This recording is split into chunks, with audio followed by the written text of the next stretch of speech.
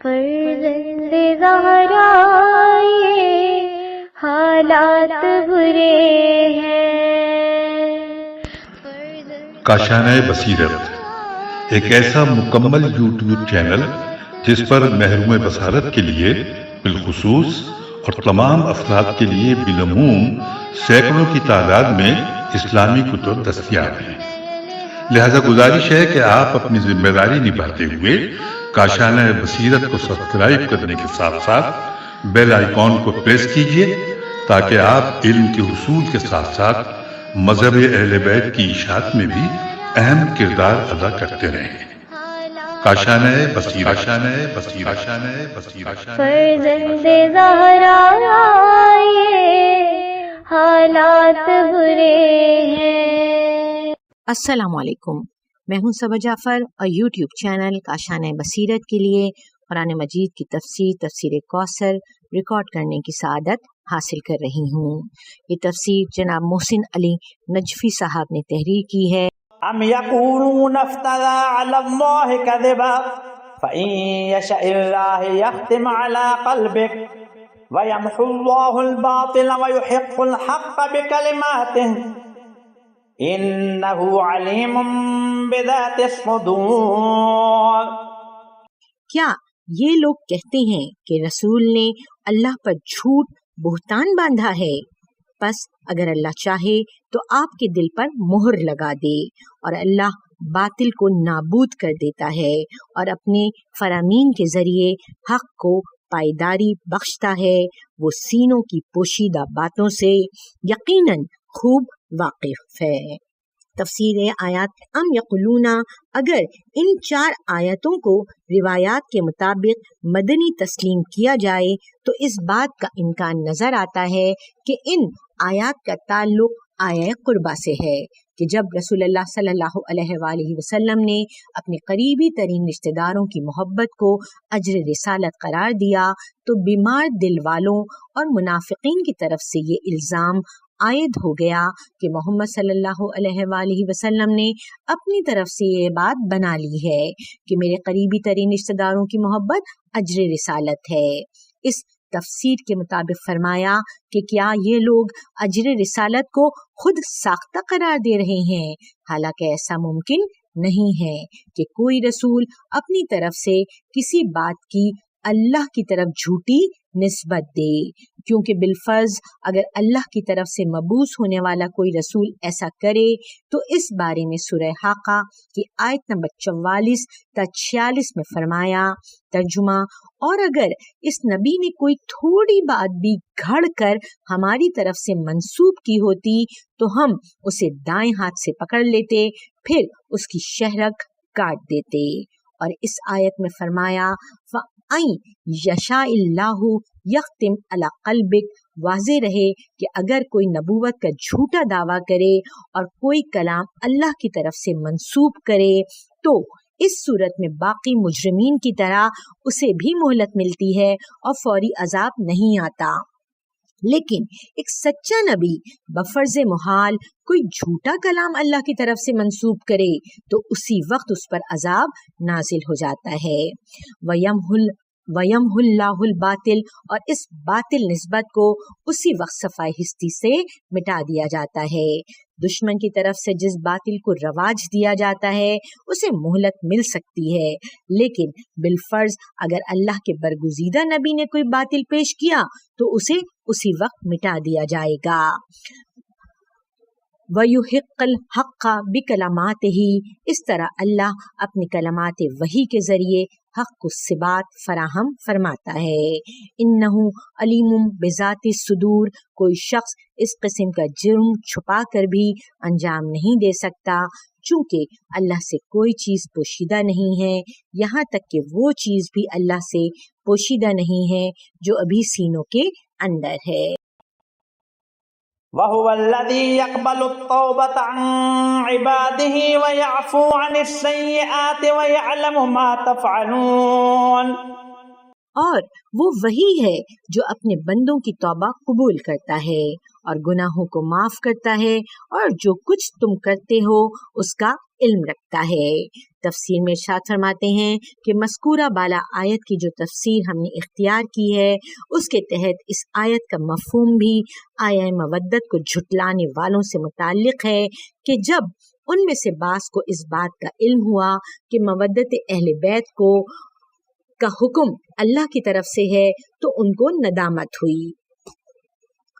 ایسے لوگوں کے بارے میں فرمایا وَهُوَ الَّذِي يَقْبَلُ التَّوْبَةَ، اگر جرم کا ارتکاب کرنے کے بعد انسان کے دل میں ندامت آ جائے اور آئندہ وہ اس سے اجتناب کا پختہ ارادہ کر لیا جائے تو اللہ ایسی توبہ قبول فرماتا ہے۔ کوئی گناہ ایسا نہیں جو توبہ کی صورت میں معاف نہ ہو اگر وہ حقوق العباد سے متعلق نہیں ہے۔ وَيَعْفُو عَنِ السَّيِّئَاتِ، یہ گناہ اگر کبیرہ ہے تو اس صورت میں توبہ کی صورت میں معاف ہو جاتا ہے، اور اگر صغیرہ ہے تو اللہ خود معاف فرماتا ہے۔ اس کے بعد ارشاد فرماتے ہیں کہ اگر تم ان بڑے بڑے گناہوں سے اجتناب کرو جس سے تمہیں معاف کیا گیا ہے تو ہم تمہارے چھوٹے چھوٹے گناہ معاف کر دیں گے۔ وَيَسْتَجِيبُ الَّذِينَ آمَنُوا وَعَمِلُوا الصَّالِحَاتِ وَيَزِيدُهُم مِّن فَضْلِهِ وَالْكَافِرُونَ لَهُمْ عَذَابٌ شَدِيدٌ۔ اور ایمان لانے والوں اور اعمال صالح بجا لانے والوں کی دعا قبول کرتا ہے اور اپنے فضل سے انہیں اور زیادہ دیتا ہے، اور کفار کے لیے سخت ترین عذاب ہے۔ تفسیر میں ارشاد فرماتے ہیں وَيَسْتَجِيبُ الَّذِينَ آمَنُوا، ایمان اور عمل صالح کے ساتھ اللہ کی بارگاہ میں جانے والوں کی بات سنی جائے گی، ان کی دعا قبول ہوگی۔ وَيَزِيدُهُم مِّن فَضْلِهِ، اس پر اللہ اپنے فضل و کرم سے مزید بھی عنایت فرمائے گا، یعنی استجابت دعا سے آگے جو انسان کے تصور میں بھی نہیں آتا اسے بھی اللہ تعالیٰ از خود اپنے فضل سے عنایت فرمائے گا۔ حضرت امام جعفر صادق علیہ السلام سے روایت ہے کہ رسول اللہ صلی اللہ علیہ وآلہ وسلم نے آیت کے جملے وَيَزِيدُهُم من فضلہ کی تفسیر میں فرمایا کہ مزید فضل کرے گا سے مراد اس شخص کی شفاعت ہے، وہ شخص جس پر جہنم لازم ہو گئی ہو اور اس نے دنیا میں ان مومنین پر احسان کیا ہو، یعنی اہل ایمان پر احسان کرنے والے بھی شفاعت کے مستحق بنیں گے۔ امام زین العابدین علیہ السلام سے مروی ایک طویل حدیث کے ایک حصے کا ترجمہ پیش کرتا ہوں۔ کل قیامت کے دن ہمارے محبین سے کہا جائے گا اے ولی خدا، اس میدان محشر میں دیکھو کوئی ایسا آدمی ہے جس نے تم پر احسان کیا ہے یا تجھ سے کسی مصیبت کے ٹالنے میں مدد کی ہے، یا تیرے کسی حادثے میں تیری فریاد کو پہنچا ہو، یا تجھ سے کسی دشمن کو دور کیا ہو، یا کسی معاملے میں تجھ پر احسان کیا ہو تو اس کا شفیع بنے گا۔ اگر وہ شخص مومنوں میں سے حق پر ہے تو اس کی شفاعت کر کے اس پر اللہ کی نعمتوں میں اضافہ کرے گا۔ اگر وہ شخص بے معرفت ہے تو وہ مومن اس کمی کو شفاعت کے ذریعے پورا کرے گا۔ اگر وہ شخص کافر ہے تو اس کے عذاب میں تخفیف ہوگی۔ پھر فرمایا گویا میں اپنے شیعوں کو دیکھ رہا ہوں کہ وہ میدان حشر میں باز اور شاہین کی طرح پرواز کر رہے ہیں، پھر ان لوگوں کو اٹھا رہے ہیں جنہوں نے دنیا میں ان پر احسان کیا ہے۔ جس طرح باز اور شاہین گوشت اٹھاتے اور محفوظ کر لیتے ہیں، اسی طرح ہمارے شیعہ ان لوگوں کو میدان حشر کے شدائد سے اٹھا کر جنت کی طرف لے جاتے ہیں جنہوں نے دنیا میں ان پر احسان کیا ہے۔ اسی قسم کی ایک اہم حدیث جو ہے وہ مستدرک الوسائل 175-12 میں موجود ہے۔ وَلَوْ بَسَطَ اللَّهُ الرِّزْقَ لِعِبَادِهِ لَبَغَوْا فِي الْأَرْضِ وَلَكِنْ يُنَزِّلُ بِقَدَرٍ مَّا يَشَاءُ إِنَّهُ بِعِبَادِهِ خَبِيرٌ بَصِيرٌ۔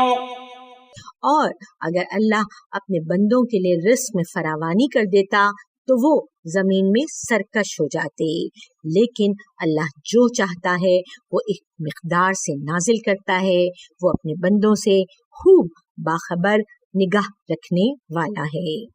تفسیر آیات ولو بسط اللہ الرزق لعبادہ، عام حالات میں رزق کی فراوانی کا نتیجہ سرکشی ہے، اور اس کی وجہ یہ ہے کہ دولت کے وافر ہونے کی وجہ سے انسان کی خوابیدہ خواہشات بیدار ہو جاتی ہیں، اور انسان میں موجود خواہشات درندہ صفت ہوتی ہیں۔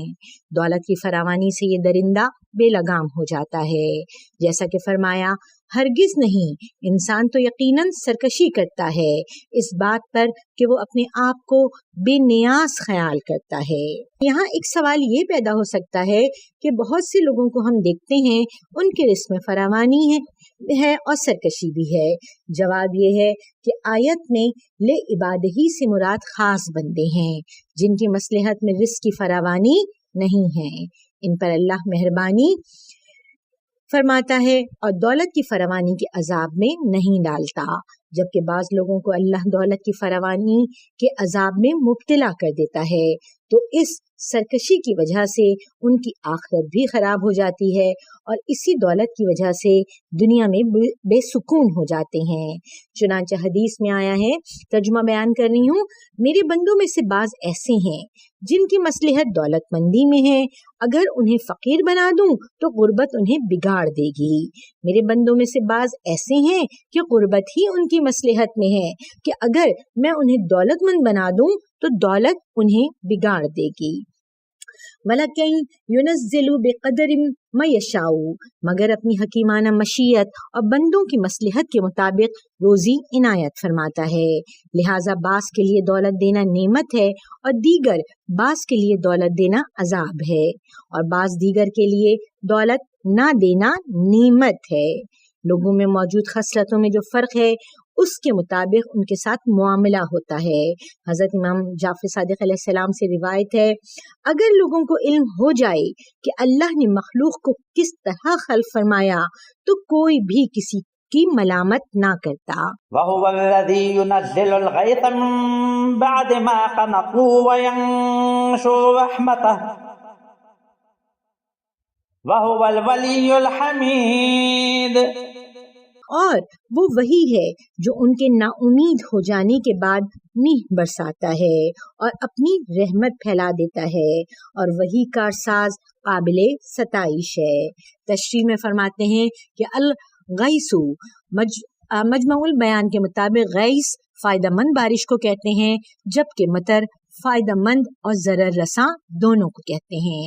تفسیر آیات میں ارشاد فرماتے ہیں کہ اس آیت کا تعلق اللہ تعالیٰ کی ربوبیت اور وحدانیت سے ہے کہ طویل خشک سالی کی وجہ سے لوگوں میں جب مایوسی پھیل جاتی ہے اس وقت تمہارے فائدے کی بارش نازل کرنے والا اللہ ہی ہے۔ وَيَنشُرُ رَحْمَتَهُ، اس بارش کے بعد زمین کی شادابی کے ذریعے اللہ کی رحمتوں کی فراوانی ہوتی ہے، تو جس کے ہاتھ میں یہ بارش ہے وہی تمہارا رب ہے۔ وَمِنْ آيَاتِهِ خَلْقُ السَّمَاوَاتِ وَالْأَرْضِ وَمَا بَثَّ فِيهِمَا مِنْ دَابَّةٍ وَهُوَ عَلَى جَمْعِهِمْ إِذَا يَشَاءُ قَدِيرٌ، اور آسمانوں اور زمین کا پیدا کرنا اور وہ جاندار جو اس نے ان دونوں میں پھیلا رکھے ہیں اس کی نشانیوں میں سے ہے، اور وہ جب چاہے انہیں جمع کرنے پر خوب قادر ہے۔ تفسیر آیات ومن آیاتہ، اللہ کی ربوبیت کی نشانیوں کا ذکر ہے کہ رب صرف اور صرف اللہ ہے جس نے آسمانوں اور زمین کو پیدا کیا۔ ان آیات کا ذکر قرآن میں متعدد بار ہوا ہے۔ وما بث فیہما من دابۃ، اور آسمانوں اور زمین میں رینگنے والوں کا پھیلانا بھی اللہ کی ربوبیت اور وحدانیت کی نشانیوں میں سے ہے۔ واضح رہے کہ دابۃ زمین پر رینگنے والے کو کہتے ہیں، لہذا فرشتوں کے لیے لفظ استعمال نہیں ہوتا، چنانچہ قرآن میں لفظ دابۃ طائر کے مقابلے میں یہ ذکر ہوا ہے۔ ترجمہ بیان کرتی ہوں، اور زمین پر چلنے والے تمام جانور اور ہوا میں اپنے دو پروں سے اڑنے والے سارے پرندے بس تمہاری طرح کی امتیں ہیں۔ اس سے یہ بات واضح ہو جاتی ہے کہ آسمانوں میں بھی ایسی حیات موجود ہے جو رینگنے والی ہے جیسی زمین پر ہے۔ اسے قرآن کی پیشن گوئی قرار دینا چاہیے کل انسان پر جب آسمانوں میں موجود دابتن کا انکشاف ہوگا تو یہ قرآن کا زندہ معجزہ ہوگا انشاءاللہ تعالی۔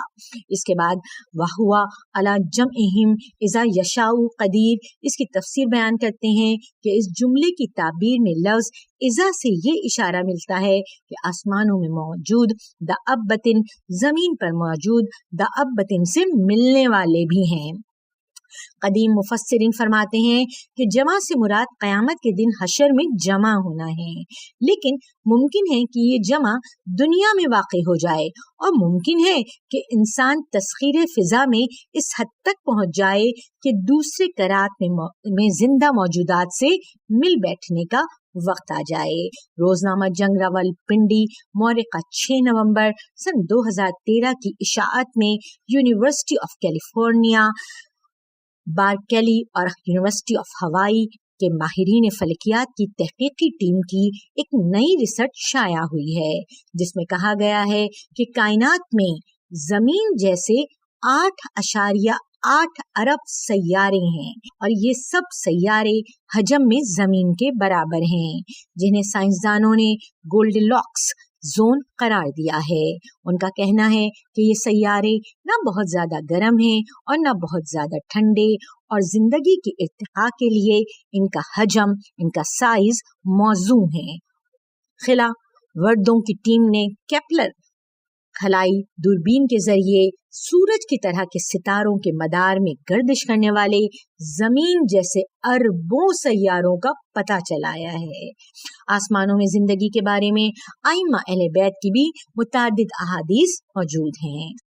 وما أصابكم من مصيبة فبما كسبت أيديكم ويعفو عن كثير، اور تم پر جو مصیبت آتی ہے وہ خود تمہارے اپنے ہاتھوں کی کمائی سے آتی ہے، اور وہ بہت سی باتوں سے درگزر کرتا ہے۔ فبما کسبت ایدیکم سے مراد معصیت ہے، اور مصیبت سے مراد سزائے معصیت ہے۔ معصوم اور غیر مکلم اطفال اس میں شامل نہیں ہیں۔ یہ آیت صرف گناہگاروں کے بارے میں ہے، کیونکہ معصوم سے معصیت سرزد نہیں ہوتی، اس لیے ان پر جو مصیبت آتی ہے وہ سزائے معصیت نہیں ہے۔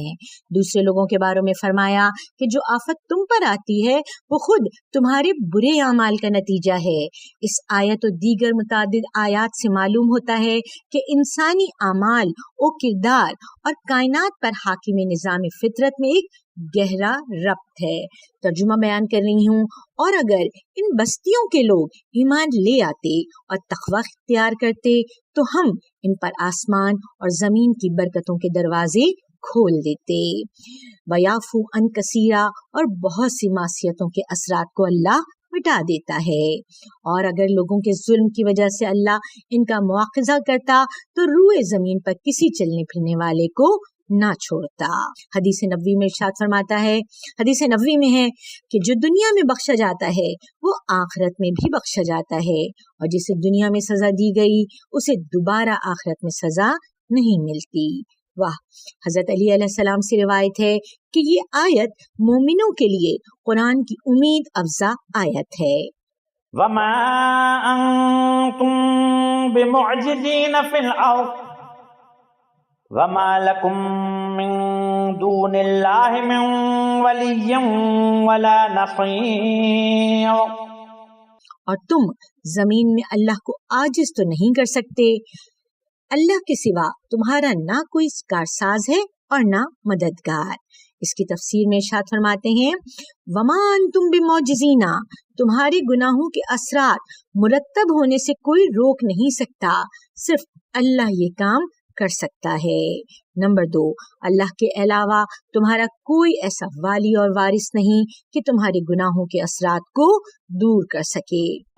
ومن آیاته الجوار في البحر كالأعلام إن يشأ يسكن الريح فيظللن رواكد على ظهره إن في ذلك لآيات لكل صبار شكور أو يوبقهن بما كسبوا ويعفو عن كثير۔ اور سمندر میں پہاڑوں جیسے جہاز اس کی نشانیوں میں سے ہیں۔ اگر اللہ چاہے تو ہوا کو ساکن کر دے تو یہ سطح سمندر پر کھڑے رہ جائیں۔ ہر صبر کرنے والے شکر گزار کے لیے اس میں نشانیاں ہیں، یا انہیں ان کے اعمال کے سبب تباہ کر دے اور وہ بہت سے لوگوں سے درگزر کرتا ہے۔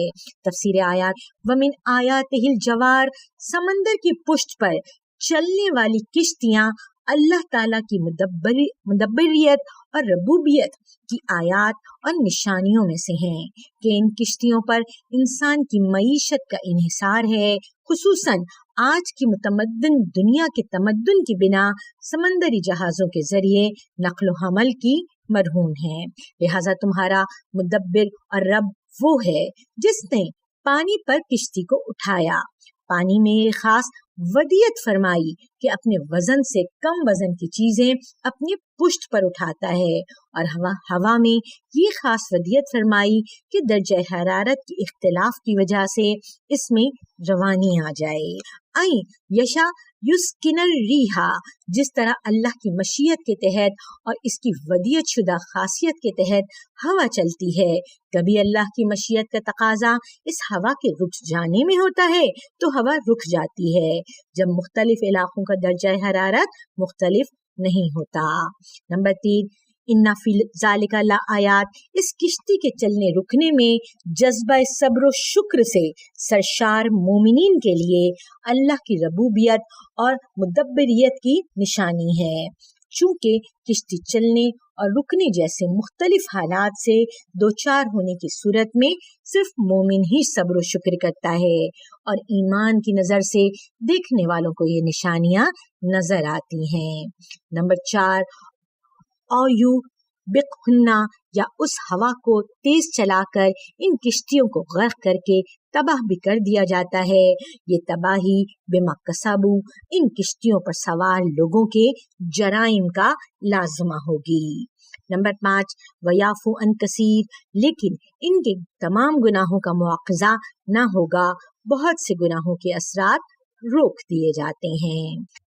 وَيَعْلَمَ الَّذِينَ يُجَادِلُونَ فِي آيَاتِنَا مَا لَهُم مِّن مَّحِيصٍ، تاکہ ہماری آیات میں جھگڑنے والوں کو علم ہو جائے کہ ان کے لیے جائے پناہ نہیں ہے۔ تفسیر آیات کہ اللہ بعض کو ہلاکت میں ڈال کر، بعض کو نجات دے کر اور بعض کی تنبیہ کر کے یہ بتانا چاہتا ہے کہ جو لوگ ہماری نشانیوں کو قبول کرنے کی جگہ انہی میں کج بحثیاں کرتے ہیں، انہیں علم ہو کہ ان کے جرائم کے آثار جب مرتب ہونے لگیں گے تو ان کے لیے کوئی جائے پناہ نہ ہوگی۔ فما اوتیتم من شیء فمتاع الحیاة الدنیا وما عند اللہ خیر وابقى للذین آمنوا وعلى ربهم يتوکلون۔ بس جو کچھ تمہیں دیا گیا ہے وہ دنیاوی زندگی کا سامان ہے، اور جو کچھ اللہ کے پاس ہے وہ بہترین اور زیادہ پائیدار ہے ان لوگوں کے لیے جو ایمان لاتے اور اپنے پروردگار پر بھروسہ کرتے ہیں۔ تفسیر میں ارشاد فرماتے ہیں کہ متاع دنیا دو قسم کے ہیں۔ متاع دولت کو کہا جاتا ہے، یہاں پہ لفظ استعمال ہوا ہے نا، فمتاع الحیات الدنیا، متاع کا لفظ استعمال ہوا ہے، اس کی تفسیر بیان کر رہے ہیں کہ متاع دنیا دو قسم کے ہیں۔ ایک وہ متاع ہے جو انسان کے زندہ رہنے اور اپنی عزت وقار کے تحفظ کے لیے ضروری ہے۔ اس حد تک متاع حیات کا حصول مذموم نہیں ہے، چنانچہ ضمیر انسان بھی اس کی گواہی دیتا ہے۔ وہ گواہی یہ ہے کہ اس حد تک کہ متاع کے حصول سے انسان کو سکون ملتا ہے اور آسودگی کا احساس ہوتا ہے۔ دوسرا متاع دنیا ضرورت سے زیادہ مال و دولت ہے جو برائے دولت ہو، اس متاع کی مذمت ہے، اور ضمیر بھی گواہی دیتا ہے کہ انسان اس متاع کے لیے نہیں ہے۔ وہ گواہی یہ ہے کہ مال و دولت کی فراوانی سے انسان بے سکون ہو جاتا ہے، اگرچہ یہ مال حلال ہی کیوں نہ ہو، اس سے سکون نہیں ملتا۔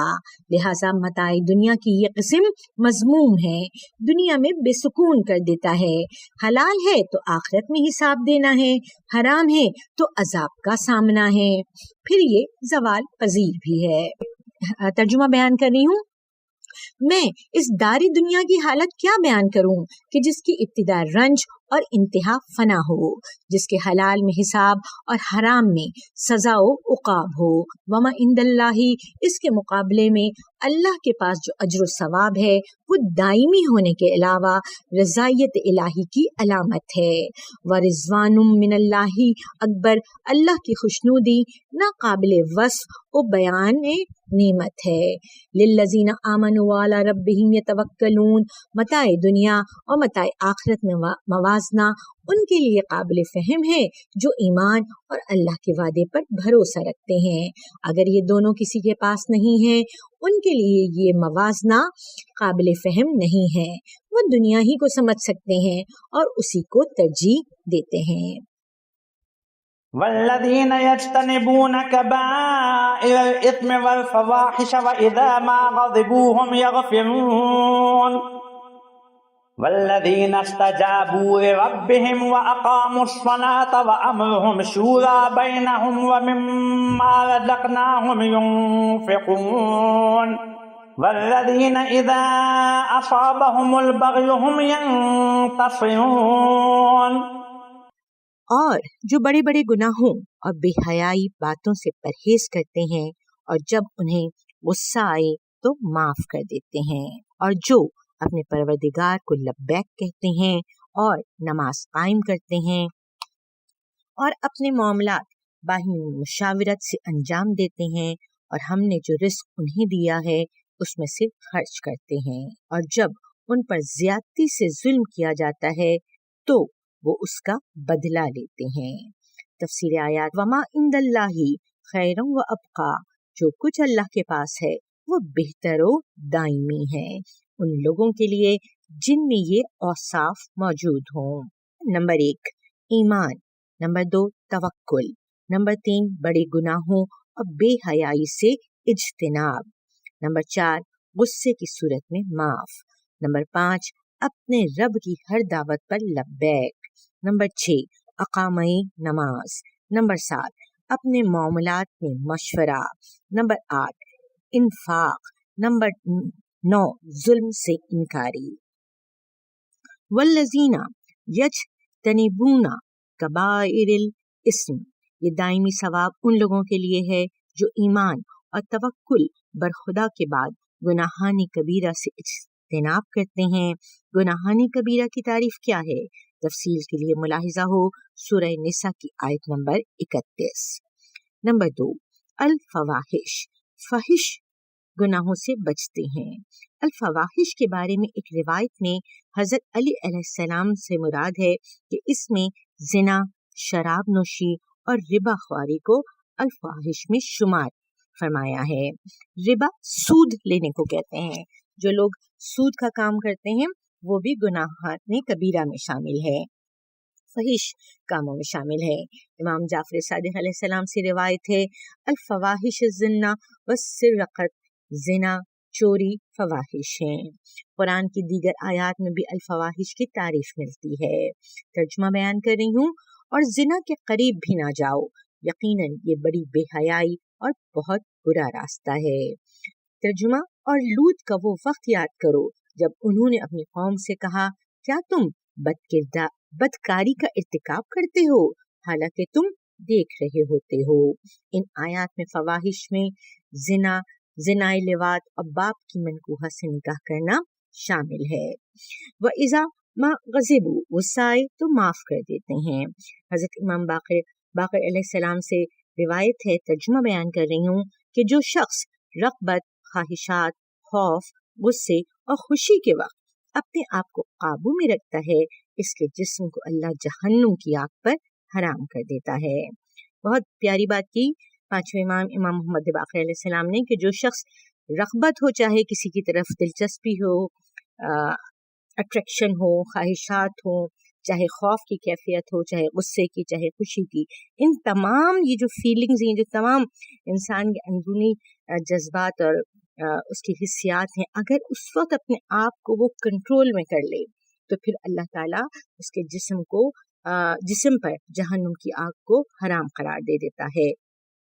روایت میں ہے رسول اللہ صلی اللہ علیہ وآلہ وسلم سے پوچھا گیا لوگوں میں بہتر کون ہیں؟ فرمایا وہ لوگ ہیں کہ جب احسان کریں تو خوش ہو جائیں، جب کوئی برا کام صادر ہو جائے تو استغفار کریں، جب کوئی چیز مل جائے تو شکر کریں، جب کسی مصیبت میں مبتلا ہو جائیں تو صبر کریں، جب غصہ آئے تو معاف کریں۔ زبردست۔ لوگوں میں بہتر کون لوگ ہیں، ان کی نشانی میرے رسول نے اس طرح سے بیان کی ہے۔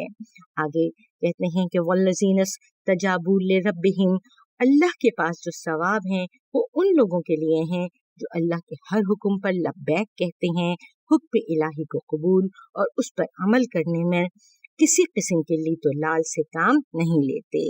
منجملہ نماز کا قائم کرنا، وَأَمْرُهُمْ شُورَى بَيْنَهُمْ، اجتماعی امور میں دوسروں کے تجربات اور بہت سی عقلوں سے فائدہ اٹھانے کا نام مشورہ ہے۔ حضرت علی علیہ السلام سے منقول ہے باہمی مشاورت جیسی کوئی پشت پناہ نہیں۔ مشورہ ان امور میں لیا جاتا ہے جو بقول مولانا شبیر احمد عثمانی قرآن و سنت میں منصوص نہ ہو یعنی جو جس پہ تحقیق کی گئی ہو اور اس کو ہر صورت میں ہمیں ماننا ہے، ایسے نہ ہو۔ جو چیز منصوص ہو اس میں رائے و مشورے کی گنجائش نہیں ہے، اور غیر معقول ہوگا کہ خدا و رسول صلی اللہ علیہ وآلہ وسلم کوئی حکم دیں اور لوگ مشورے سے اس کے خلاف فیصلہ دیں۔ امرہم، اپنے معاملات سے معلوم ہوا کہ مشاورت ان اجتماعی امور سے متعلق ہے جو شریعت سے متصادم نہیں ہیں اور جو قرآن و سنت میں منصوص ہیں، وہ امرہم نہیں ہوگا بلکہ امر من اللہ ہی ہوگا۔ چنانچہ سورہ احزاب آیت نمبر 36 میں ارشاد فرمایا پروردگار نے، اور کسی مومن اور مومنہ کو یہ حق نہیں پہنچتا کہ جب اللہ اور اس کے رسول کسی معاملے میں فیصلہ کریں تو انہیں اپنے معاملے کا اختیار حاصل رہے۔ وَمِمَّا رَزَقْنَاهُمْ يُنْفِقُونَ، راہ خدا میں اپنا مال خرچ کرتے ہیں، مالی واجبات ادا کرتے ہیں۔ وَالَّذِينَ إِذَا أَصَابَهُمُ الْبَغْيُ، مومن ظالم اور جابر کے مقابلے میں چٹان کی طرح مضبوط ہوتا ہے، وہ کسی جابر سے دبتا ہے نہ کسی ظالم کے سامنے ہتھیار ڈالتا ہے۔ یہ دوسری بات ہے کہ وہ غالب آنے پر مغلوب اور کمزور آدمی کی غلطیوں سے درگزر کرتا ہے اور ندامت کا اظہار کرنے والے کی معذرت قبول کرتا ہے، لیکن اگر ظالم اور جابر قابل عفو نہیں ہیں تو اس سے صرف انتقام لیتا ہے اور اس پر زیادتی نہیں کرتا۔ آنے والی چند آیتوں میں انتقام کے اصول و ضوابط کا ذکر ہے۔ ترجمہ بیان کر رہی ہوں۔ جن لوگوں پر جنگ مسلط کی جائے انہیں جنگ کی اجازت دی گئی ہے کیونکہ وہ مظلوم واقع ہوئے اور اللہ ان کی مدد کرنے پر یقیناً قدرت رکھتا ہے۔ چونکہ ظلم و زیادتی کا دفاع قابل ستائش عمل ہے، دفاع ممکن ہونے کے باوجود ظالم اور سرکش کو ظلم کرنے کی اجازت دینا